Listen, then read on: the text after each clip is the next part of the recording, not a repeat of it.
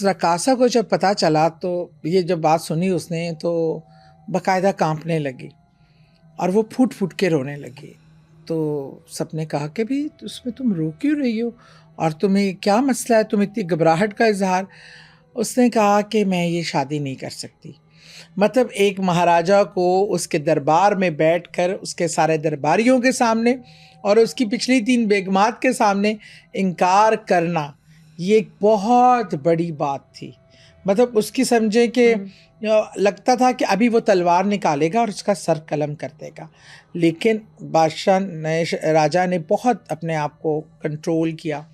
Even कि वो तीनों उसकी बीवियां और जो वहाँ पे थी दरबार की ख़वातीन, उसने उसे घेरे में लेके साइड पे ले गई और उसको कहा कि भाई तुम पागल हो, राजा तुमसे शादी करना चाहता है। तीनों बीवियों ने कहा कि हम इतने राज़ी हैं कि हम तो पानी का एक गिलास भी खुद उठ के नहीं पीते, तुम ऐश करोगी, तुम कौन सी ज़िंदगी ठुकरा रही हो, तुम एक मामूली डांसर हो, तुम्हारी औकात क्या है कि तुम राजा के प्रपोजल को इस तरह बीच चौराहे में वो तुम्हें प्रपोज कर रहा है अपनी तमाम रवायात को पीछे डाल के, और तुमने तो देखने में ऐसे ही लगता है। हाँ, और तुमने उसको उठा करके ठुकरा दिया। उसने कहा कि बस मैं शादी नहीं कर सकती, मेरा दिल कहीं और है। उसने बताया नहीं खुल के, लेकिन उसने कहा कि मैं ये शादी नहीं कर सकती। अब जनाब, अब राजा को बहुत गुस्सा चढ़ा, लेकिन इस पर भी वो अभी खामोश था। ये अपने कमरे में चली गई और उसको था कि चलो अभी कुछ टाइम ये कर ले वेट, पता नहीं इसके अंदर क्या चल रहा है, कोई डर है, कोई खौफ है, या राजा का इतना बड़ा मर्तबा देखकर परेशान हो गई है कि मैं कैसे शादी करूँगी, या जो भी था। इतने में इसने सोचा, नागवली ने, कि इस तरह तो मैं, ये राजा मुझे कभी भी ज़बरदस्ती भी शादी कर सकता है।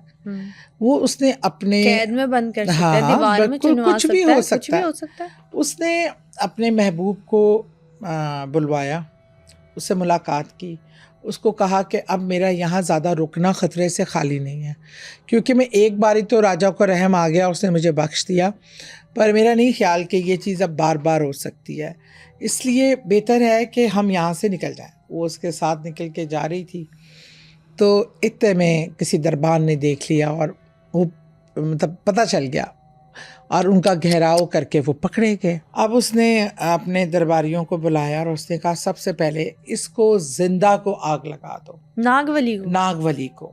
अब उसका हुस्न, कहते इसका हुस्न भी इस काबिल नहीं रहेगा कोई इसकी शक्ल भी देख सके, इसे जला के राख कर दो।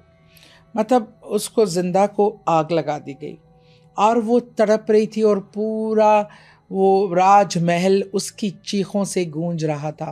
लेकिन किसी एक इंसान में ये हिम्मत नहीं थी जो आगे बढ़कर उसकी मदद कर सकता, उसको बचा सकता। सब खामोश, तमाशाई, एक सन्नाटा था और उस सन्नाटे में पूरे राजमहल में उसकी चीखें, रूह को कांपने वाली चीखें सुनाई दे रही थी। बहरहाल जलते जलते वो ख़त्म भी हो गई, राख भी हो गई। लेकिन उसके बाद राजा ने क्या किया, राजा ने उसके बाद उसका कमरा वगैरह सब सील करवा दिया।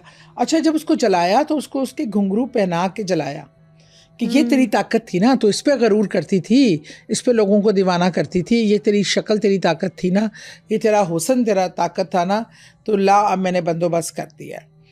बहरहाल वो एक दर्दनाक मौत उसने ली और महबूब की मौत का गम लेके वो चली गई और राजा ने उसका कमरा सब बंद करा दिया ताकि कोई इस कमरे में जा ना सके, उसकी यादें भी वो देखना नहीं चाहता था। एक निशानी बनी है जुल्म की। हाँ, और उसके कुछ ही दिन बाद एक इनकी इबादत की कोई रात होती है, उसको कहते हैं वो चांद की 1 तारीख को जब फुल मून होता है, तो वो मुझे नाम एक इंडियन हिंदुआना नाम है उस रात का। वो जो वो पूजा का में बड़ी पूजा होती है, उस दिन जब वो बड़ी पूजा हो रही थी और वो रात को वो अपने अपने रिलीजियस जो रिचुअल्स कर रहे थे, तो उनको ना सिर्फ पूरी हवेली से चीखों की आवाज़ें आईं बल्कि उन घुंघरुओं की आवाज़ें भी आती थी। फिर ये रियल लाइफ इंसिडेंट है, ये जो रियल लाइफ नागवली थी ये उसका। उसके बाद राजा को हर रोज़ उस कमरे से घुंघरुओं के बजने की आवाज़ आती थी। एक बार गया, 2 बार गया, फिर उसको लगा कि ये मामला कुछ और है। उसने पंडितों को बुलाया कि क्या किया जाए। उन्होंने कहा कि इस टाइम उसकी आत्मा आपसे इंतकाम के लिए तड़प रही है और वो आपको यहाँ रहने नहीं देगी और आपको वो छोड़ेगी नहीं, आपका अंजाम बहुत बुरा करने वाली है वो।